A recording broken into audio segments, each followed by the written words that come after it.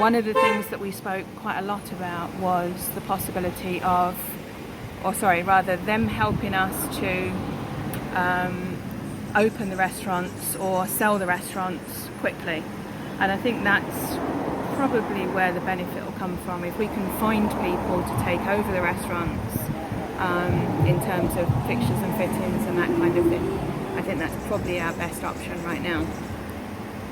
In terms of how the closure was carried out, in terms of, it was said that workers just turned up and realized that their employer was no longer, open. I don't know of any workers that just turned up, because we started this at 4 o'clock this morning, and the first phone calls that I made was about 6:30 this morning.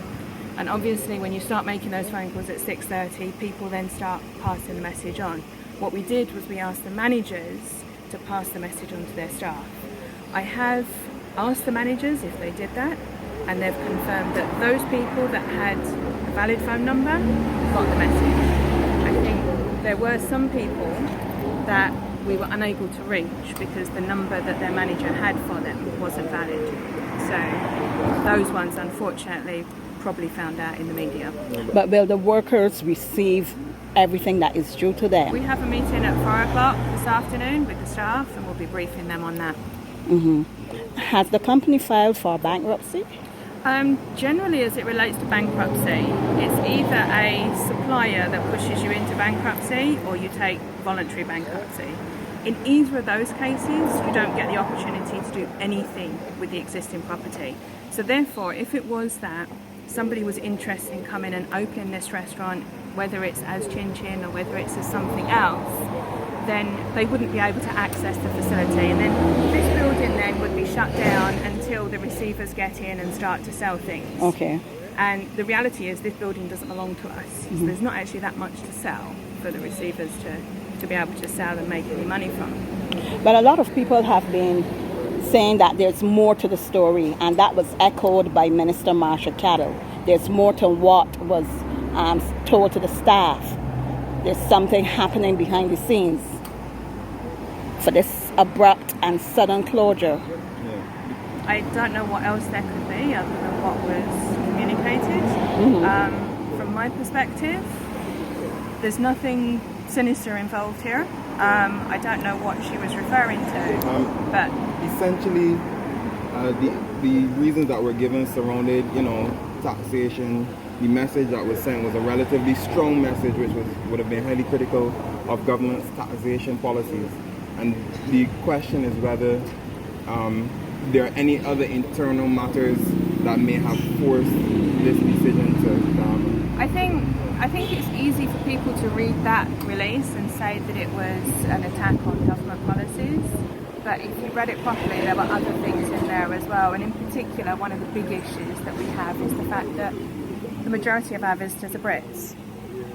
Sterling has fallen dramatically.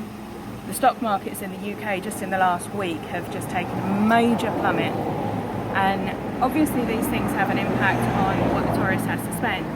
So whereas previously, if they know that they have £1,000 to spend, previously that would have been $3,000 or $3,500, and now it's only $2,500. You've suddenly got this big gap in between what they used to be able to spend and what they now spend. So the tourists are coming here and they're spending the same amount in their currency, but less in terms of our currency. And let's face it, it's our currency that makes a difference to us. So I think that is obviously a major factor. But then, as the press release said, if you combine that with the fact that the restaurants are becoming more expensive because of, a slight increase in VAT and an increase in an increase in levy, that obviously means that they're effectively spending even less. So that was what the press release was trying to get across. I think what Minister Caddle was trying to get across is the fact that, it wasn't intended for us to say this is government's fault, because it's not, and that's not what we're trying to do. And certainly things like the duty-free concessions that the hotels get, that the standalone restaurants don't get, that's certainly not this existing government's fault. And if anything, they're trying to change that. And my understanding, even from the meeting this afternoon, is that that's imminent. The challenge is it's probably a little late for us. And that was something that they did inherit. It's a problem they inherited, particularly as it related to sandals.